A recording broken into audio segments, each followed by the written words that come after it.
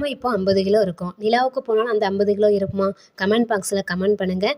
இதுக்கு மாஸும் வெயிட்டும் என்ன டிஃப்ரென்ஸாக சேமான்னு சொல்லுங்கள். நம்ம இப்போ அடர்த்தியை பற்றி பார்ப்போம். நிறைய தண்ணி இருக்குது, அது மேலே 2 ட்ராப் எண்ணெய் ஊற்றுறோம், அது மிதக்க தான் செய்யும். ஆனால் நிறைய எண்ணெய் இருக்குது, அது மேலே 2 ட்ராப் தண்ணி விட்டால் மிதக்குமா? மிதக்காது, மூழ்க தான் செய்யும். அதுக்கு காரணம் டென்சிட்டி. டென்சிட்டினா அடர்த்தி. Formula mass by volume. SI unit kilogram by metre cube, CGS unit gram by centimetre cube. அடர்த்தி கம்மியாக இருந்தால் தான் மிதக்கும், வெயிட் கம்மியாக இருந்தால் மிதக்கும் அப்படின்னு கிடையாது. இந்த டேப்லர் காலத்தில் ஒவ்வொரு பொருளுக்கும் அடர்த்தி எவ்வளோன்னு கொடுத்துருக்கு. நீருக்கு 1000, மண்ணெண்ணெய்க்கு 800. மண்ணெண்ணெய்க்கு கம்மியாக இருக்கிறதுலாம் நீர் மேலே ஆயில் மிதக்குது. நெக்ஸ்ட் பாதரசம் 13,600.